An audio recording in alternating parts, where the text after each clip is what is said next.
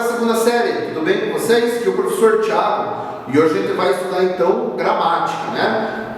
Daremos continuidade aos nossos estudos referente à morfologia, à estrutura verbal. Na aula passada nós estudamos os verbos regulares. Nesta aula então estudaremos as peculiaridades dos verbos irregulares, beleza? Então, os verbos irregulares, eles estão organizados, né, em seus modos, tempos e aspectos de uma maneira muito parecida, muito semelhante aos verbos regulares, né? A diferença então vai estar na alteração do radical e das desinências quando conjugadas. Então, os verbos regulares são os que se afastam do paradigma de sua conjugação. Então, eles não obedecem um modelo padrão, né? Eles não têm o mesmo paradigma para as demais conjugações. Eles sofrem alterações no radical quando são conjugados. Isso quer dizer o quê? São aqueles que, quando conjugados, então, apresentam alteração no radical, bem como nas desinências, beleza? O esquema de conjugação verbal, então, ele é organizado assim como os verbos regulares, né? Em três modos: o indicativo, o subjuntivo e o imperativo. O modo indicativo e o modo subjuntivo, eles apresentam três tempos, né? Presente, pretérito e futuro. O modo do imperativo, ele não vai apresentar tempos verbais. Ele apresenta então a sua forma afirmativa e sua forma negativa. Os tempos verbais, então, no indicativo e no subjuntivo, eles apresentam alguns aspectos, né? Esses aspectos, então, eles aparecem em dois tempos específicos: no pretérito e no futuro, beleza? Vamos ver então primeiro o modo indicativo. O modo indicativo, então, como eu já falei, ele apresenta três tempos: o presente, pretérito e futuro. O pretérito e o futuro, ele apresenta aspectos. No presente não apresenta nenhum aspecto. O aspecto, então, é aquilo que nos dá a ideia, está relacionado, né, à durabilidade expressa na ação verbal, se a ação já foi encerrada ou se ela nos dá uma ideia de continuidade. Veja bem, no presente, então, você tem aqui o verbo por, né? O verbo por, ele é o verbo da segunda conjugação, porque ele vem de uma modificação do verbo poer. E o verbo poer, né, que não se usa mais essa expressão poer, se usa agora por, ele termina tem uma vogal temática E termina com a desinência, então, vogal temática E e desinência R. Então, ele é enquadrado na segunda conjugação.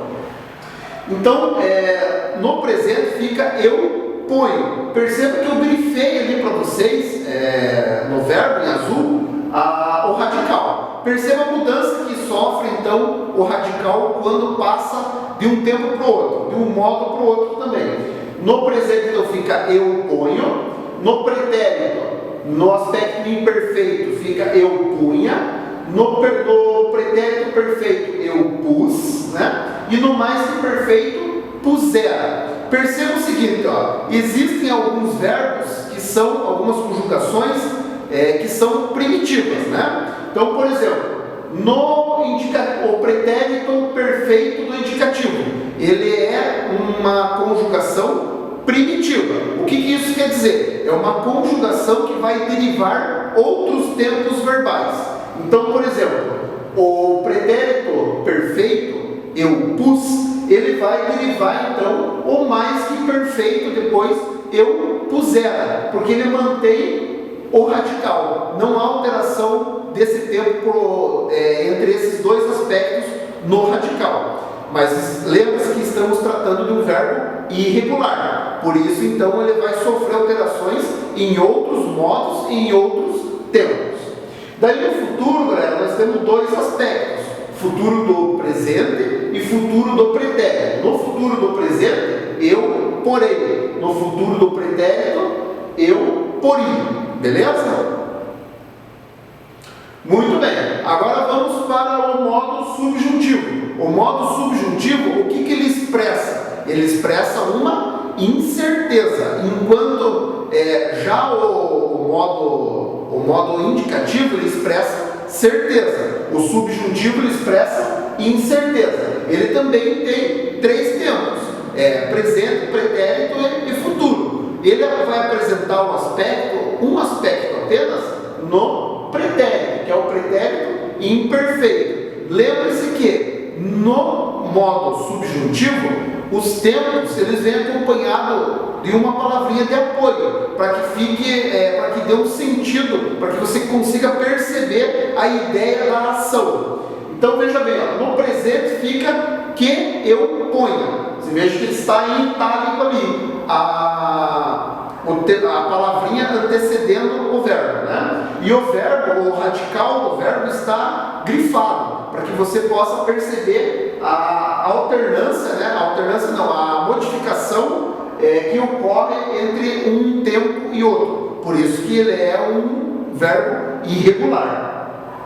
Então no presente fica que eu ponha, no pretérito imperfeito que quando se eu pusesse, e no futuro que quando se eu puser. Perceba então a modificação no radical de um tempo para o outro. O modo imperativo. O modo imperativo, o que ele expressa? Ele expressa um pedido, né? Ele nos dá uma ideia de ordem. Então ele aparece na forma afirmativa e na forma negativa. Ele não tem tempo verbal. Na forma afirmativa fica põe tu, e na forma negativa fica não ponhas tu. Perceba que os verbos que estão em azul, o radical deles está sublinhado, tá? Para você perceber então a modificação que ocorre nesse radical. As formas nominais do verbo. As formas nominais do verbo são 3, né? A infinitivo, gerúndio e particípio. No infinitivo nós temos o impessoal e o pessoal. O infinitivo pessoal, ele supõe um sujeito. Então vamos dar um exemplo. Esta blusa é para eu pôr. Você veja que este pôr no infinitivo pessoal aparece o sujeito eu. Esta blusa é para eu pôr. Beleza. No infinitivo impessoal, ele é uma forma primitiva do verbo. O que é a forma primitiva? É uma forma em que dará origem a outras formas verbais, né? A outros tempos verbais. O gerúndio, então, tem uma terminação específica, né? Ele de o, nos dá uma ideia de que a ação está acontecendo naquele momento. Então, fica pondo. No particípio é posto, nos dá uma ideia de passado, né? De uma ação concluída. Beleza? Galera, os verbos anômalos. Eu trago para vocês aqui, então, os verbos anômalos como uma ramificação dos verbos regulares. Porque a nossa apostila nos traz desta forma. Mas alguns gramáticos incluem uma classificação apenas os irregulares, porque os anômalos, então, eles estão dentro dos irregulares. Essa classificação que a apostila nos traz, ela nos propõe que os verbos anômalos, eles se diferenciam, então, dos irregulares, por apresentarem modificações mais profundas do que aquelas apresentadas pelos verbos irregulares. Então eles apresentam modificações profundas no seu radical e nas desinências, né? Então eu trago aqui para vocês 2 exemplos de verbos irregulares: o verbo ser e o verbo ir. Percebam, galera, que nessas 2 tabelinhas nós temos os verbos conjugados no presente do indicativo. Então nós temos aqui linhas e colunas, né? Nós temos o tema. Lembra do tema? O tema é o radical mais a vogal temática. Depois nós temos as desinências de modo temporal e número pessoal. percebam o seguinte: os verbos ser e o verbo ir, eles são anômalos, porque eles apresentam modificações profundas quando eles são conjugados. Veja que o radical do verbo ser, ele sofre muitas alterações, bem como as desinências de número pessoal. Então vamos ver aqui, primeiro, na tabela do lado do professor, no presente do indicativo. Então fica: eu sou, tu és, ele é, nós somos, vós sois, eles são.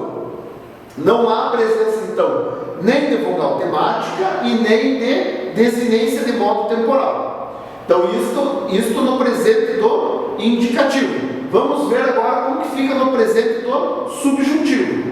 Muito bem, nós temos as colunas e linhas também. O tema, né, e os morfemas. O tema, então, é o radical mais o vogal temático, e os morfemas são dois: desinências de modo temporal e desinências de número pessoal. Veja que no subjuntivo nós temos uma palavrinha de apoio.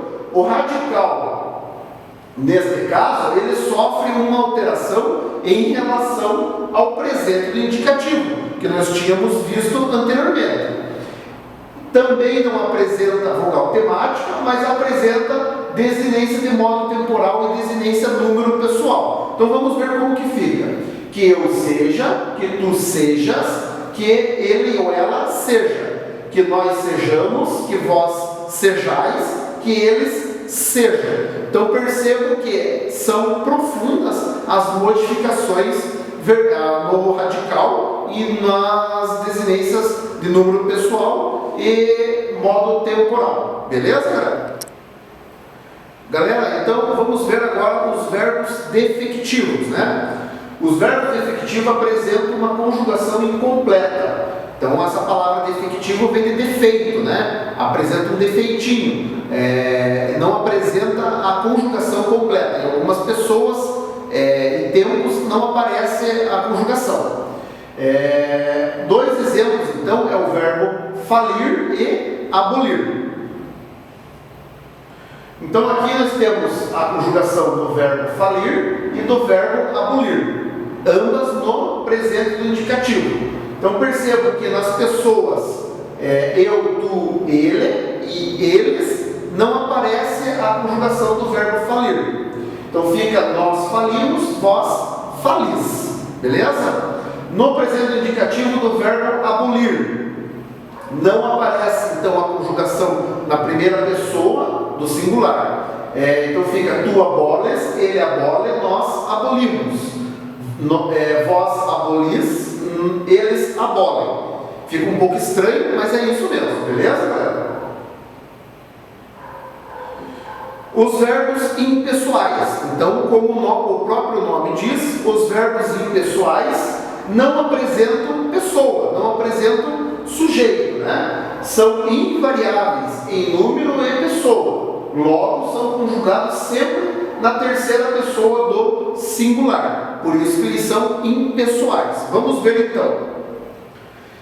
Em dois casos aparecem os verbos que exprimem fenômenos, né? Fenômenos da natureza. Então, por exemplo, choveu a noite toda. Você veja que choveu não tem sujeito, né? Quem choveu? Apenas choveu. Não há uma pessoa que pratique essa ação. Por isso que ele é impessoal. E também o verbo haver, no sentido de existir. E o verbo fazer, quando ele indica tempo. Então, por exemplo, houve momentos de pânico. Veja que o verbo está no singular e o restante da oração está no plural. E o verbo não varia, então, quando ele indica existir, né? E o verbo fazer quando indica tempo. Faz 5 anos que não o vejo. Também fica no singular, embora esteja se referindo ao plural. Muito bem. Agora vamos ver então os verbos unipessoais. Designam sons emitidos por animais. Normalmente aplicam-se na terceira pessoa. Os cachorros latem para o carteiro.